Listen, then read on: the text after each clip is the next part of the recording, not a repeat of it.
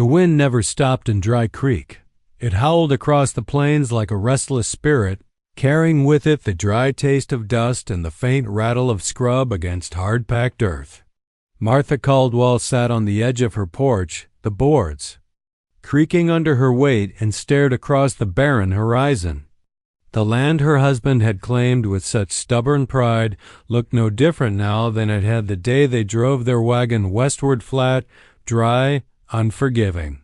Only now she faced it alone. Her husband, Thomas, had been dead just 6 months. Fever had taken him quick, as it so often did in the West, leaving Martha with nothing but a few acres of stubborn soil, a sagging farmhouse, and the hollow ache of silence. No children's voices to soften the nights, no partner's laugh to break the loneliness. Just the caw of crows circling above and the gossip of townsfolk below. The people of Dry Creek were not cruel, not openly, but pity and whispers could cut deeper than any knife. Women at church had stopped asking when Martha might bear children. Years ago, once the truth became clear, her womb was empty and always would be. In the eyes of many, that made her half a woman, less than whole, even before she was widowed. Now without Thomas, she was an oddity, a reminder of bad luck. Poor Martha, they would say, lowering their voices but not enough to keep it from reaching her ears. Can't farm that place on her own. Should sell out, go east, find kin. But Martha had no kin to speak of. Her family had been buried back in Missouri years before she married Thomas.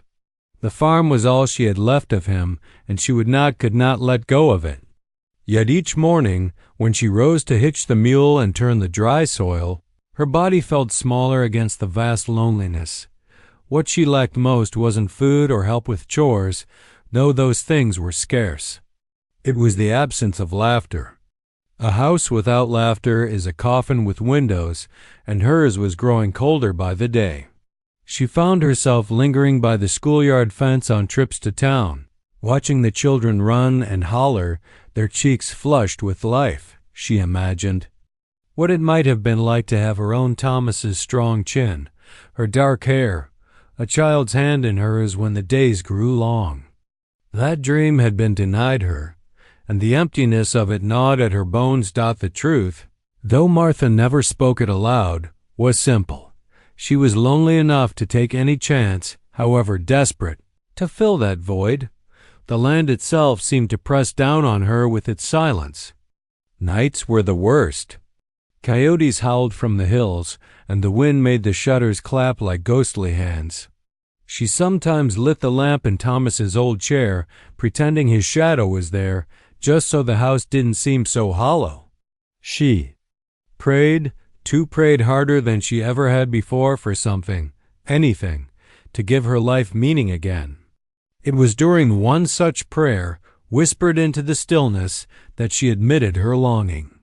"Lord," she whispered, fingers clutching the worn quilt Thomas's mother had stitched, "if you won't give me a child of my own, send me one who needs me. Just one soul to love." The next morning she rose, pulled on her worn boots, and walked into Dry Creek with her chin high, though her heart trembled beneath her dress. She had no notion that her prayer was already stirring an answer. That would not come from heaven, but from the grit and cruelty of men. That day, at the general store, Martha overheard something that stopped her breath. A traveling trader, one of those who wandered the frontier with wagons full of trinkets, whiskey, and stolen goods, leaned against the counter bragging about his wares. Among his boasts was one that made the women nearby gasp and the men chuckle in dark amusement. "Got me a young Apache boy," he drawled, smirking. "Scrawny thing, but strong as a wildcat. Worth keeping or selling, if anyone's got the coin." The words hit Martha like a hammer blow. A child, not just any child, but one torn from his people, treated as cargo. She ought to have turned away in disgust, yet something in her chest tightened. She saw, not the savage boy the trader mocked, but the answer to her prayer, the chance to pour her love into a life that had been robbed of it. And so, Though she still had little more than grief and grit to her name, the thought began to take root. By nightfall, Martha Caldwell would be willing to trade the last of her savings, the very marrow of her survival, for a boy she'd never met. The trader's name was Silas Reed, though most folks in the territory simply called him Snake Eye. He had the kind of face you never forgot: thin, leathery skin stretched over sharp cheekbones, a crooked scar running across his jaw, and eyes that glinted like a rattler's in the dark. He drifted from town to town with his mule-drawn wagon, peddling whiskey, guns, and anything else he could scavenge, steal, or barter. Most considered him trouble, but in a place as far-flung as Dry Creek, trouble was as common as dust. Martha had listened to his boast about the boy all morning, pretending to fuss over bolts of cloth while her ears burned with each word. The women of Dry Creek clucked their tongues in scandal, muttering about heathens and savages. The men chuckled and made wagers about how long the boy would last before trying to run or slit a throat. But Martha said nothing. She simply watched Silas from under the brim of her bonnet, her heart pounding. By noon, when the store had emptied some, she gathered her courage and approached him. "You said you had a boy," she said quietly, her voice steady though her hands trembled. Silas tilted his head, eyeing her with that serpent's grin. "That I do. Fine little fighter, too. Gave me a black eye when I first hauled him in." He chuckled, showing yellowed teeth. "Why? You got an interest, widow?" The way he spat the word widow made her flinch, but she lifted her chin. "What would you ask for him?" The storekeeper, Mr. Harper, stiffened behind the counter. "Martha," he said, voice low, "don't go tangling yourself in such dealings. That boy ain't yours to buy." But Martha ignored him. Her gaze stayed locked on Silas, whose grin widened. $50, he said, like it was the simplest thing in the world. The number made Martha's stomach twist. $50 was near everything she had left from Thomas's savings money meant for seed, for repairs, for surviving the winter. To part with it would be madness. Yet in that moment, she thought of her lonely house, of her whispered prayer, of the ache in her chest that no amount of toil could ease. "Let me see him," she said. Silas's grin faltered just enough to reveal a flicker of calculation. Then he shrugged. "Suit yourself." He led her out to his wagon, parked in the dusty street. Inside, huddled against a crate, sat a boy no older than 12. His hair was long and black, his skin the warm bronze of the desert, his wrists bound with rough cord. His eyes, though his eyes blazed with a wild, defiant fire that met Martha's without fear. He didn't speak, didn't move, only stared. The weight of that gaze pierced her like a spear. For a moment, Martha saw not a savage, not a captive, but a child lonely, fierce, and wronged. Silas tapped the side of the wagon. "Strong little devil. Don't eat much, don't talk much either. But he'll work if you beat him right." The words made Martha's jaw tighten. She knelt closer, ignoring the dust staining her skirt, and said softly, "Do you understand me, child?" The boy's eyes narrowed, but he gave no answer. Silas laughed. "Don't waste your breath, widow. He ain't much for manners." Martha rose, smoothing her dress, her decision solidifying like iron in her chest. $50, she repeated. Harper, who had followed them out, sputtered. "Martha, don't be a fool. You'll ruin yourself for a heathen boy who'll never thank you." But Martha barely heard him. Her fingers clutched the small leather pouch she carried, heavy with coins Thomas had saved. Every clink inside it sounded like a warning, like the last grains of sand slipping through the hourglass. Still, she untied the pouch and placed it in Silas's waiting hand. $50, she said again. The trader's grin returned, wide and greedy. He bit one of the coins, pocketed the pouch, and sliced through the boy's bindings with his knife. "He's yours, lady. May the Lord have mercy on you." The boy leapt from the wagon the instant his wrists were free, landing lightly in the dust. He didn't run, not yet. He simply stood beside Martha, shoulders tense, eyes flicking from Silas to her with suspicion. Martha touched her bonnet brim, more to steady her shaking hand than for modesty. "Come, child," she said softly. For a long moment the boy didn't move. The townsfolk had gathered now, gawking openly, whispering behind their hands. They expected him to bolt, or to fight, or to spit in her face. Instead, with a look that was half challenge, half curiosity, he followed her down the street. The gasps of the onlookers followed them like a storm. Widow Caldwell, they whispered, had just bought herself an Apache. $50 gone and her wits with it. But Martha's heart, though trembling, burned with something it had not felt in months purpose. The walk back to Martha's farm was long and quiet. Dust swirled around their boots, the sun a blazing coin in the sky, but the boy never lagged nor asked for rest.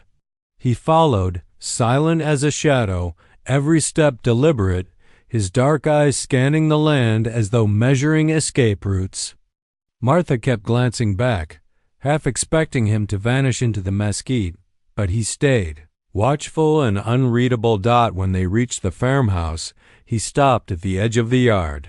His gaze swept over the sagging roof, the crooked fence, the mule tied out back. He did not step closer, nor did he cross the threshold when she opened the door. "You may come inside," Martha said gently, her hand resting on the frame. The boy tilted his head, eyes narrowing, then looked away. His refusal was plain. He would not be lured into a cage. Martha sighed but did not press him. She fetched a bowl of stew from the pot on the stove, thin broth with a few scraps of rabbit and potato, and carried it out to him. She placed it on the porch, then stepped back. The boy eyed it like a trap. Only when she turned away did he crouch, sniff, and eat in guarded silence. He used his hands, quick and efficient, like an animal that had learned not to linger near men. Martha pretended not to notice. She busied herself sweeping the porch, humming softly, letting the notes drift through the evening air. It was a lullaby her mother had sung long ago. She did not know if he understood the words, but the melody seemed to make his shoulders ease, if only slightly. That night, she laid out blankets on the porch, knowing he would not sleep under her roof. She watched from the window as he curled up, his back to the door, one arm tucked beneath his head. He did not close his eyes until the stars wheeled overhead. In the days that followed, a rhythm of sorts emerged. Martha rose before dawn, tending the mule and hauling water, while the boy lingered at the edges of her work. He did not speak, but he watched, always watched. By the third day, he began to mimic. When she carried wood, he carried smaller sticks. When she dug weeds from the garden, he pulled up handfuls of grass, tossing them into the pile. He never asked for praise, but Martha gave it anyway, offering a smile, a nod, or a quiet "thank you."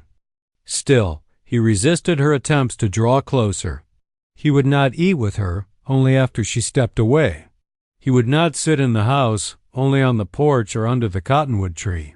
His eyes were wary, filled with a mistrust deeper than words.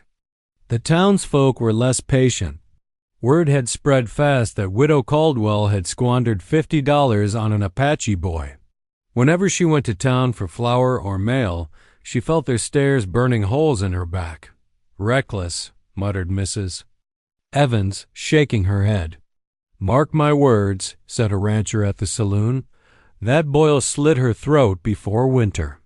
Even the preacher offered sharp counsel.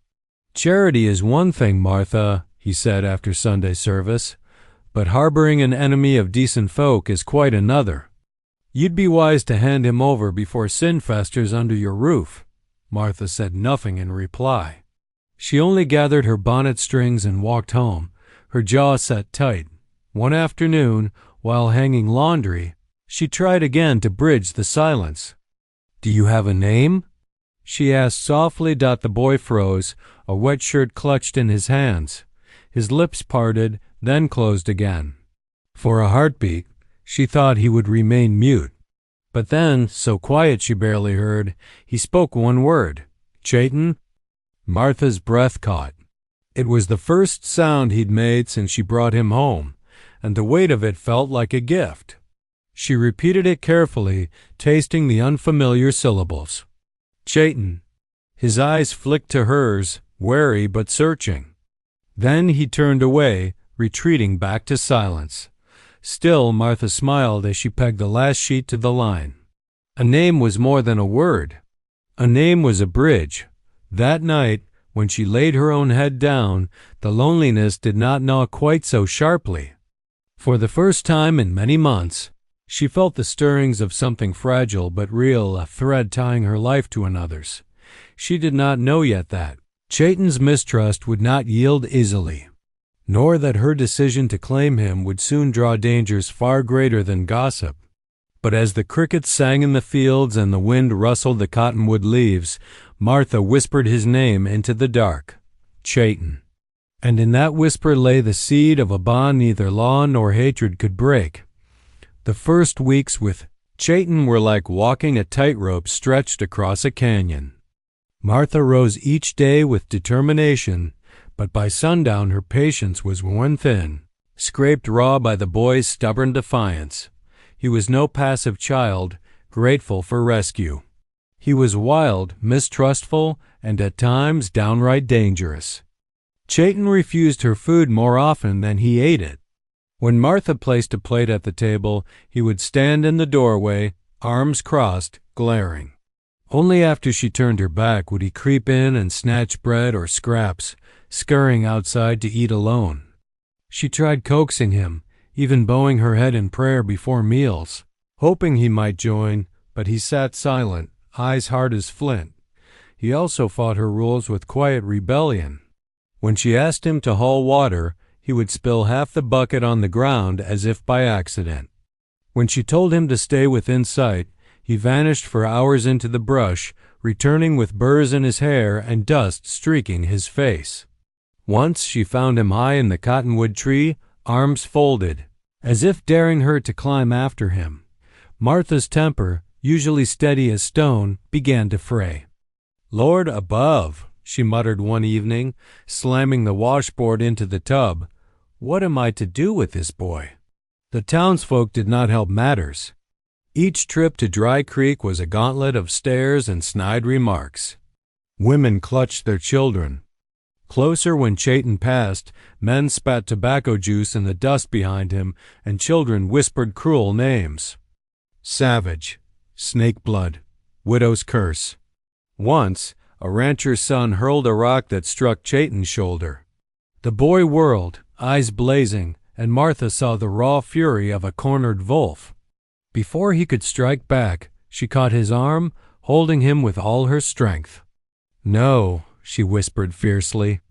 "Don't give them the fight they want." He tore free, storming away, but the image of his eyes burning with pride and pain haunted her long after. The deepest rift lay in their silence. Chayton spoke little, and when he did, it was in Apache words she could not understand. Martha tried teaching him English, pointing to things and naming them, but he resisted, clamping his mouth shut or deliberately saying the wrong word. It was as though each syllable was a surrender he refused to give. Yet despite his defiance, Martha began to notice things. The boy moved with uncanny skill, slipping through the brush without sound. He could find rabbit tracks in the dust, hear the rattle of a snake before she did. One morning, she discovered a neat bundle of fish laid by the door, freshly caught from the creek. Chayton would not admit it was his doing, but the evidence was clear. There were glimmers, too, that softened her heart. Late at night, she once heard him humming under the stars, a low tune full of longing. Another time, she found him tracing, his fingers over the quilt she had draped on the porch, his face unreadable, before quickly pushing it aside. But those glimmers were fragile, easily snuffed out. The clash of their worlds, her desire for order, His instinct for freedom played out in endless small battles. The fiercest came one hot afternoon. Martha had asked Chayton to help repair the fence, handing him nails and a hammer. He took them without a word but drove each nail crooked, the wood splitting under his careless blows. Martha's patience snapped. "Chayton," she barked, "if you're going to do a job, do it right." The boy froze, the hammer in his hand trembling. His jaw set, and in a flash he hurled it into the dirt. Then he bolted through the field, across the creek, into the wild brush. Martha stood there, chest heaving, torn between fury and fear. Every instinct told her to let him go that perhaps. The others were right, that she was a fool to think she could keep him. But another voice, quieter but stronger, rose inside her. "You prayed for him. You will not give up now." She searched until dusk, calling his name, her throat raw. Finally, under the fading light, she found him crouched on a ridge overlooking the valley. He did not run this time, though his eyes flashed with defiance. "I'm not your jailer, Chayton," she said softly, standing a few paces behind. "You're free to leave if that's what you want. But if you stay, we'll find a way." Together. For a long while he said nothing. Then, without a word, he rose and walked past her. Back toward the farm. Martha followed, her heart heavy yet strangely hopeful. The war between them was far from over. But in that silent return, she glimpsed something she had not dared to hope for, the faintest thread of trust, fragile as a spider's web, yet strong enough to hold against the wind. August brought storms to Dry Creek. The skies, parched for months, split open with thunder that rolled like cannon fire, and rain came in sudden sheets, drenching the land.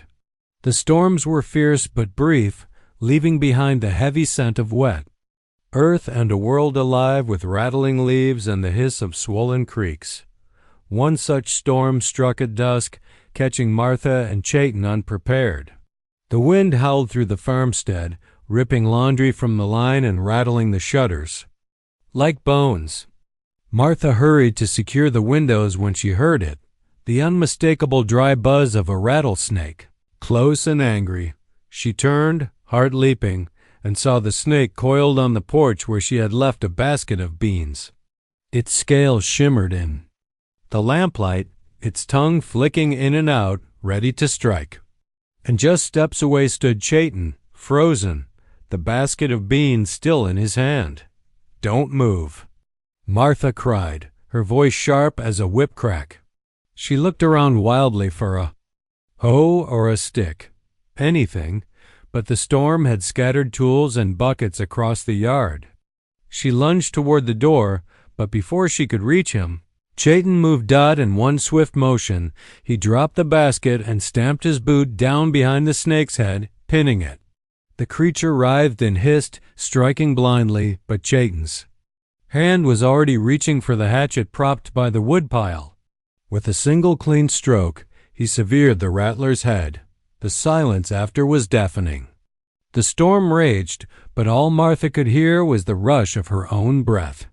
Chayton stood over the dead snake, chest heaving, rain dripping from his hair. He glanced at her, his eyes flashing, not with defiance this time, but with something sharper. A challenge, yes, but also a statement. I am not helpless. I am not a burden.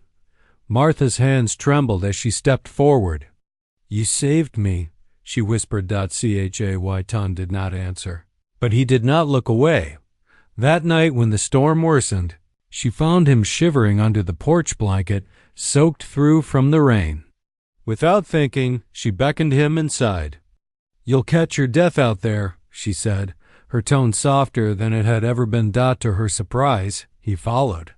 He stood awkwardly by the hearth, dripping water onto the rug as if expecting a trap.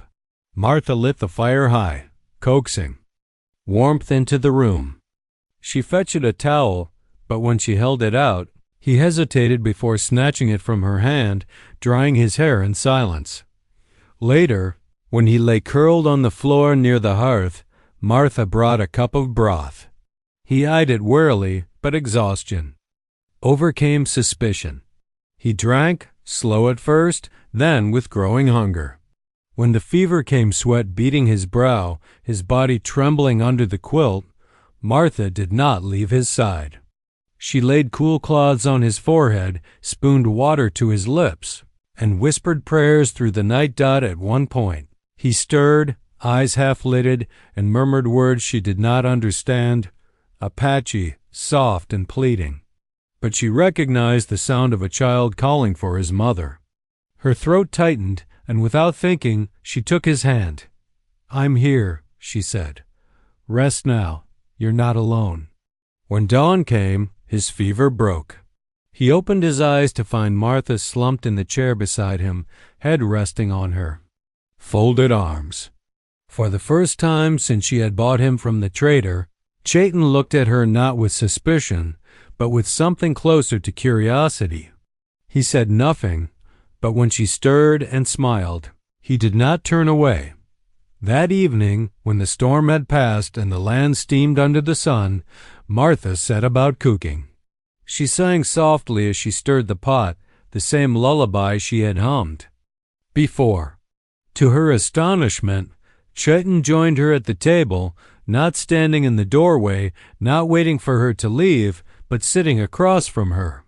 He ate slowly, silently, but he stayed until she finished. It was a small thing. Yet to Martha, it was everything. From that night onward, something between them shifted. Their battles did not vanish. He was still proud, still guarded, but the air was less heavy with hostility. When she spoke his name, he listened. When she offered food, he no longer waited until her back was turned. The bond had been forged not by words, but by fire and storm, by danger faced together.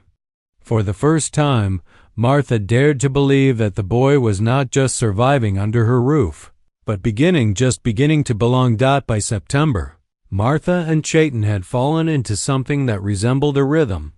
The boy rose early, often before dawn, and scouted the land barefoot, returning with kindling, berries, or the occasional rabbit. He never said much, but he no longer shrank from her presence. Martha, for her part, learned to give him space, to let his silences sit without filling them. The farm still bore the weight of hardship, fences broken, soil stubborn, but for the first time since Thomas's death, the house no longer felt like a coffin with windows. At night, Martha heard the creak of the floorboards where Chayton walked, or the soft rasp of his breath as he slept near the hearth. That sound, simple as it was, reminded her she was no longer alone. But peace is a fragile thing in the Wild West. The trouble began one hot afternoon when a rider appeared on the horizon. Martha saw him from the porch, a man with a wide-brimmed hat, a bandana at his throat, and a revolver slung low on his hip. He did not dismount when he reached her gate, only leaned in the saddle and tipped his hat. "Afternoon, ma'am," he drawled. His eyes, sharp and pale, flicked past her toward the barn where Chayton was mending a broken harness. "Fine place you got here." Martha kept her chin high. "What do you want?" The man smiled, but it didn't reach his eyes. "Name's Luke Sutter. My brothers and me been passing through, looking for opportunities. Folks say you're sitting on a good bit of land. This land isn't for sale." Luke chuckled. "Didn't say we wanted to buy. Just reckon a widow could use some protection, seeing as times are dangerous. Ain't safe out here with Injuns running wild." His gaze lingered on Chayton, who had stopped working and stood stone still, jaw tight. Martha felt her stomach knot. She knew the type men who lived by intimidation, taking what they pleased from those too weak to resist. "We don't need your protection," she said, her voice firm.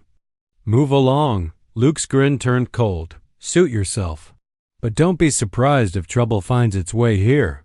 He tugged the reins, spurred his horse, and rode off, dust trailing behind.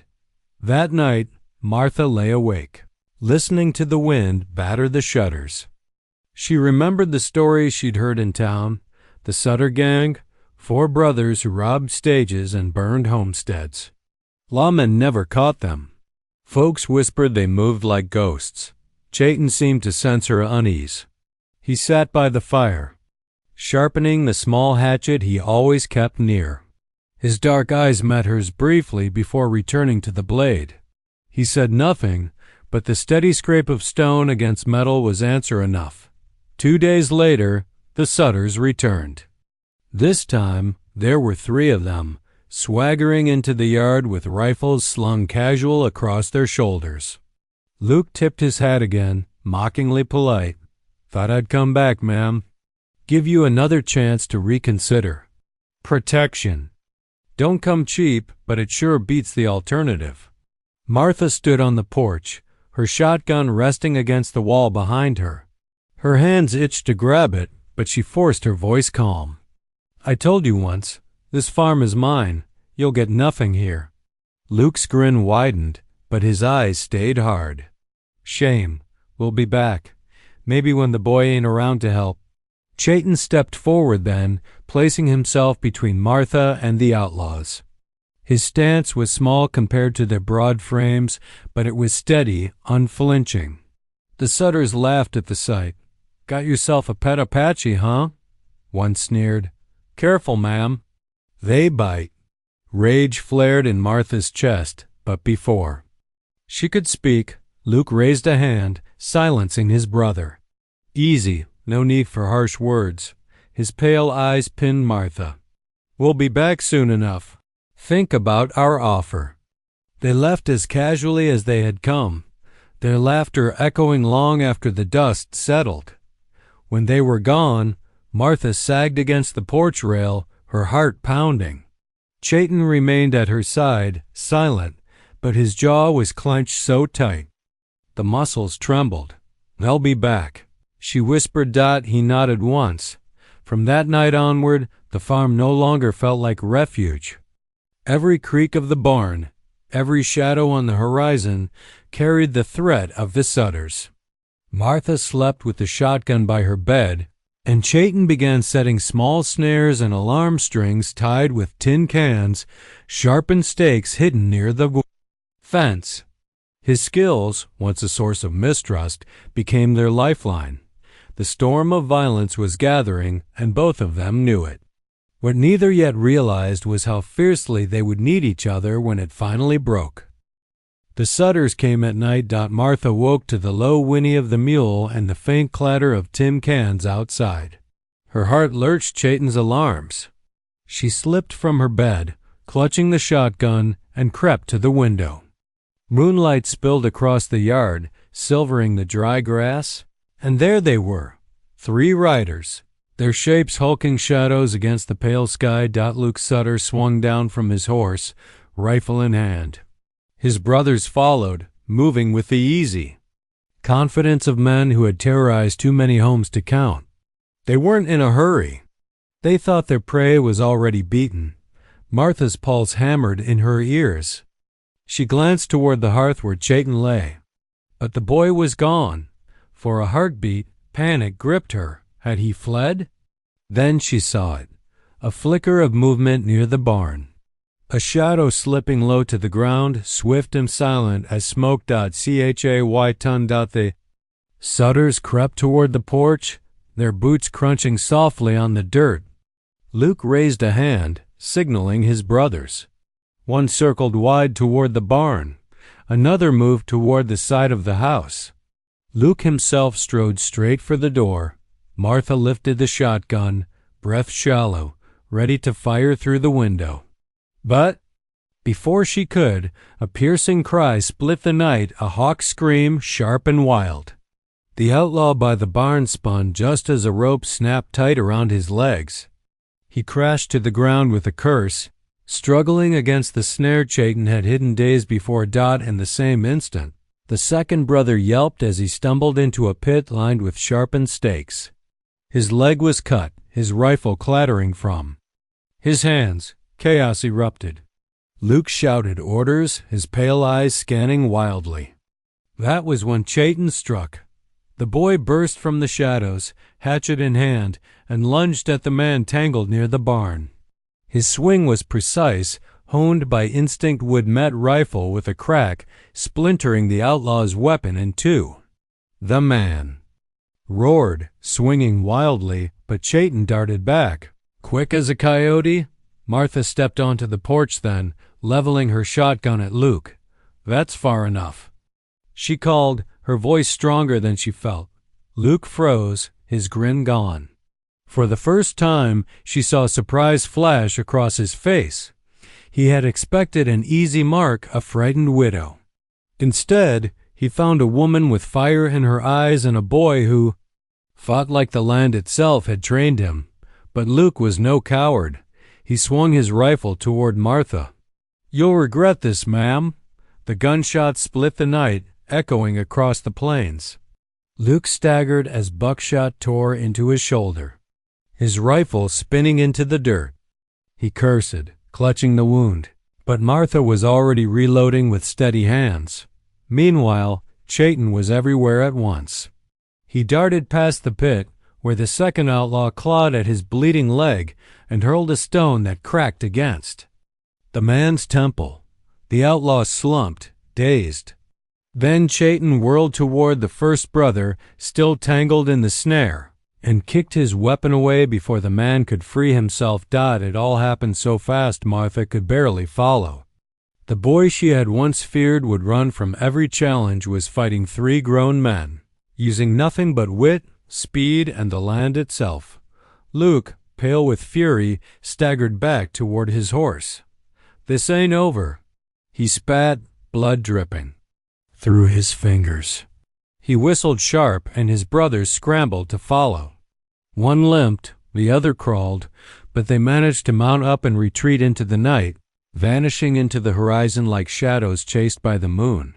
Silence fell, broken only by the ragged breathing of mule and woman and boy. Martha lowered the shotgun slowly, her arms trembling. Chayton stood in the yard, chest heaving, his hatchet slick with dirt and sweat. His eyes found hers across the moonlit distance, not defiant this time, not mistrustful, but blazing with something fierce and uncheckable. Pride. Martha stepped forward, her throat thick. "You saved us," she whispered. For the first time since she had met him. Chayton's mouth twitched into something that wasn't quite a smile but carried the weight of one. He sheathed his hatchet and straightened his shoulders as if declaring himself not a burden, not a captive, but her equal. That night, when they sat by the fire, Martha placed her hand lightly on his. He didn't pull away. The bond forged in storm and fire had now been tested by blood and fear, and it held strong. The widow and the Apache had stood their ground, and the whole Wild West would soon hear of it. Morning broke clean and bright over Dry Creek, as though the land itself wanted to wash away the blood and dust of the night before. Smoke still curled from Martha's chimney, and the trampled yard bore the scars of the fight: broken branches, deep hoof prints, and the faint coppery smell of gunpowder. But the Sutters were gone. For the first time in weeks, silence on the farm was not a threat but a blessing. Chayton was already outside when Martha stepped onto the porch. He crouched by the snare line, resetting the traps with deft fingers. There was no hesitation in his movements, no trace of the boy who once sat silent and defiant at the edge of her land. He looked up at her briefly, his dark eyes calm, then returned to his work. Martha felt a swell of pride so fierce it made her throat ache. The town, however, was not ready to believe. When Martha rode into Dry Creek 2 days later for supplies, whispers followed her like shadows.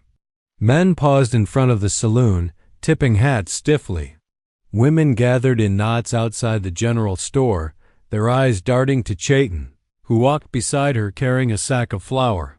"That's the boy." The Apache. "Heard he near killed the Sutters." Martha ignored the gossip, but inside the store, Harper himself leaned forward over the counter. "You best be careful, Martha," he warned in a low voice. "Word is the Sutters'll be back. You don't want that blood on your hands or his."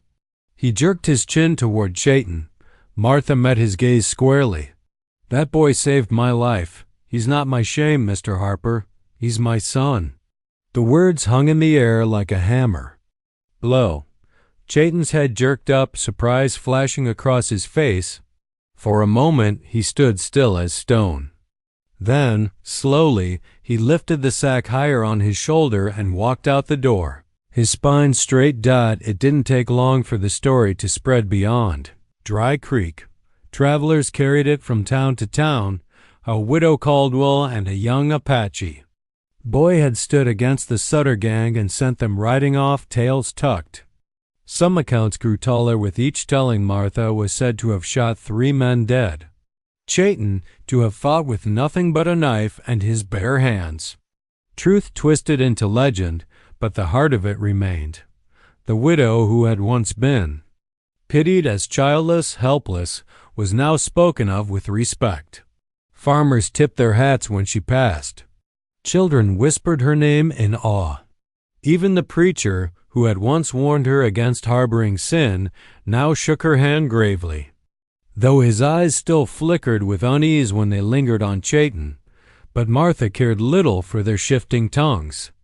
What mattered was the boy beside her, the boy who no longer hovered at the edges but walked at her side, who mended fences without complaint, who sat at the table each night without waiting for her to leave.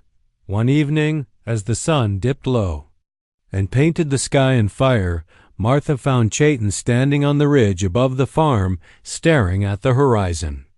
She climbed to join him, her skirt snagging on the brush.